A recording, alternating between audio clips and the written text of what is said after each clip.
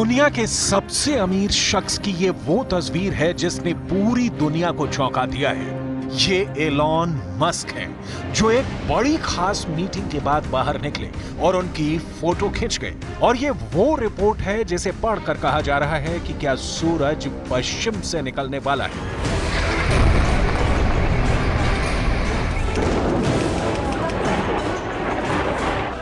Gaza और Lebanon में minute दर minute बमबारी और वहां के परखच्चे उड़ते देखकर दुनिया ने उम्मीद छोड़ दी थी।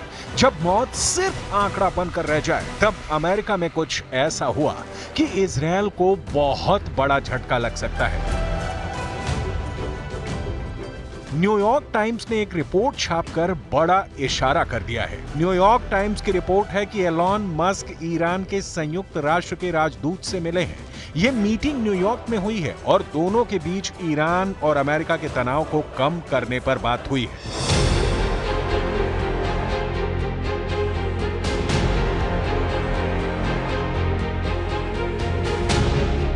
इस मीटिंग के बाद जो सवाल उठे हैं वो बहुत बड़े हैं। क्या डोनाल्ड ट्रंप 20 जनवरी के बाद वो करने जा रहे हैं जिसकी हिम्मत अब तक अमेरिका के किसी राष्ट्रपति ने नहीं की?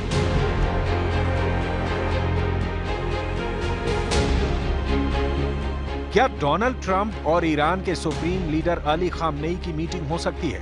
क्या डोनाल्ड ट्रंप वो कर सकते हैं जिसके बारे में दुनिया ने कभी सोचा भी नहीं था? ठीक उसी तरह जैसे डोनाल्ड ट्रंप ने उत्तर कोरिया के लीडर किम जोंग उन से मुलाकात की थी। क्या इसी मीटिंग की तरह डोनाल्ड ट्रंप और अली खामनेई के बीच मुलाकात हो सकती है? एलॉन मस्क की पहल पर ऐसा क्या हो सकता है? क्या गाजा में बम फटना बंद हो जाएंगे? क्या लेबनान में तबाही रुक जाएगी? क्या दक्षिण लेबनान से इजरायल की फौज वापस लौटेगी? क्या ईरान और इजरायल के बीच तनाव कम होने वाला है? एलॉन मस्क को लेकर यह खबर पूरी दुनिया की मीडिया में छा गई है।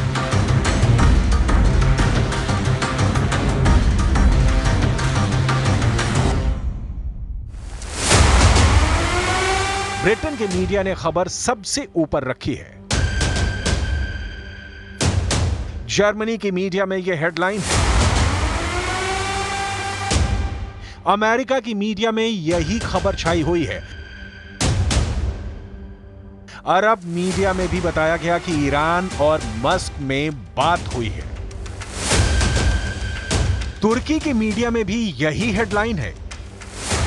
ईरान की मीडिया ने भी यही माना है कि ऐसी रिपोर्ट है।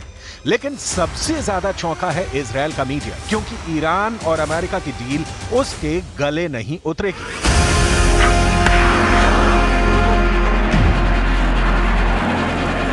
इस वक्त इजरायल 7 मोर्चों पर लड़ रहा है। यह खुद इजरायल के प्रधानमंत्री बेंजामिन नेतन्याहू का दावा है। क्या नेतन्याहू इस मीटिंग के बारे में जानते हैं? क्या नेतन्याहू चाहेंगे कि ईरान और अमेरिका के बीच सब कुछ सामान्य हो जाए?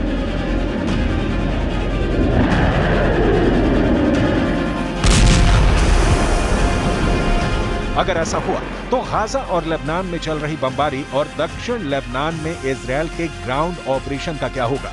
1 अक्टूबर को इजरायल ने दक्षिण लेबनान में अपनी सेना को कूच करने का ऑर्डर दिया था, लेकिन अब तक दिन रात ऑपरेशन चलने के बावजूद उसे हिजबुल्लाह के कुछ अड्डों को उड़ाने के अलावा कोई बड़ी कामयाबी हाथ नहीं लगी है।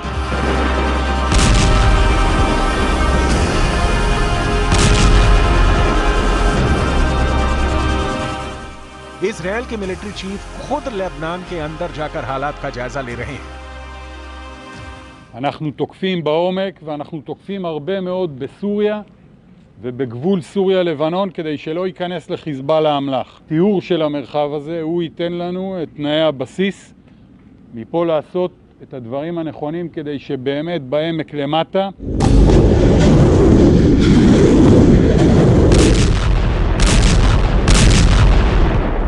इजरायल बम मार रहा है, लड़ भी रहा है, लेकिन जीत नहीं रहा। ये बात इजरायल के समर्थक भी जानते हैं, जिसमें अमेरिका सबसे आगे है। उसी अमेरिका का इस वक्त पूरा फोकस डोनाल्ड ट्रंप पर है और ट्रंप का फोकस अपने कैबिनेट पर, और उसमें भी सबसे आगे जो सलाहकार हैं वो हैं Elon Musk.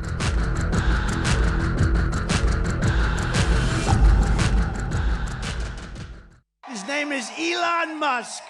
He saved free speech. He created so many different great things. Where is he? Come on up here, Elon.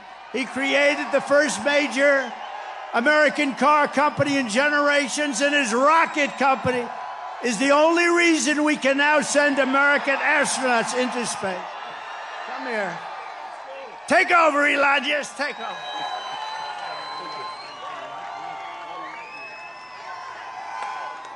Hi, everyone.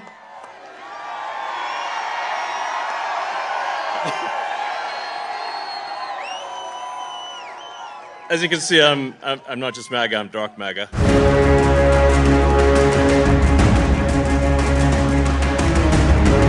Donald Trump ने एलॉन मस्क को ईरान को लेकर जो जिम्मेदारी सौंपी है उस पर पूरी दुनिया की नजर है, क्योंकि अब ईरान और अमेरिका के बीच जो कुछ होगा उसी के हिसाब से गाजा और लेबनान का भविष्य तय होगा, उसी के मुताबिक इजरायल को चलना होगा। इसलिए जब से न्यूयॉर्क टाइम्स ने छापा है कि एलॉन मस्क ईरान के संयुक्त राष्ट्र के राजदूत अमीर सईद इरावनी से मिले हैं और इस मीटिंग में दोनों के बीच ईरान और अमेरिका के तनाव को कम करने पर बात हुई है। ये मीटिंग 1 घंटे से ज्यादा चली।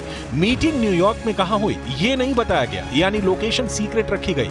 ईरान के सूत्रों ने इस मीटिंग को सकारात्मक बताया है और अच्छी खबर बताया है। ट्रंप के मीडिया ऑफिस ने कहा है कि हम निजी मीटिंग्स पर टिप्पणी नहीं करेंगे। एलॉन मस्क ने भी ऐसी मीटिंग पर हुए सवाल का जवाब नहीं दिया है। लेकिन 1 घंटे से ज्यादा चली इस मुलाकात को लेकर तेहरान से लेकर वॉशिंगटन डीसी में बहुत ज्यादा हलचल है। वैसे इस हलचल से ज्यादा तूफान तेल अवीव में इंतजार कर रहा है, क्योंकि नेतन्याहू को इस मीटिंग की उम्मीद थी। यह कहना ज्यादती हो जाएगी, इसलिए सवाल उठ रहा है कि क्या आगे डोनाल्ड ट्रंप और ईरान के सुप्रीम लीडर अली खामनेई की मीटिंग हो सकती है? क्या एलॉन मस्क और यूएन में ईरान के राजदूत की मीटिंग ट्रंप और खामनेई की मुलाकात की तरफ पहला कदम है? ठीक उसी तरह जैसे डोनाल्ड ट्रंप ने उत्तर कोरिया के लीडर किम जोंग उन से मुलाकात की थी, क्या इसी मीटिंग की तरह डोनाल्ड ट्रंप और अली खामनेई के बीच मुलाकात हो सकती है?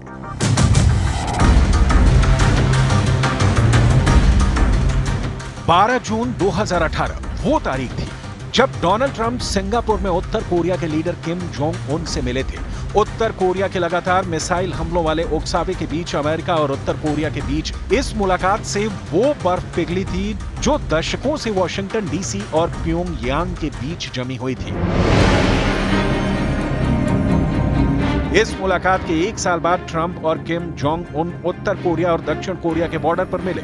इस मुलाकात ने भी साबित किया कि अमेरिका और उत्तर कोरिया के बीच हालात बेहतर हो सकते हैं और दुनिया ने ऐसा होता हुआ भी देखा। अब सवाल है कि क्या जिस तरह डोनाल्ड ट्रंप और किम जोंग उन के हाथ मिले, क्या उसी तरह ट्रंप और खामेनेई के हाथ एक दूसरे की तरफ बढ़ सकते हैं और दोनों हाथ मिला सकते हैं? इन दोनों तस्वीरों की तुलना कीजिए और समझिए कि क्या 2018 और 2019 में जो दुनिया ने देखा, क्या 2025 में वैसा मुमकिन है?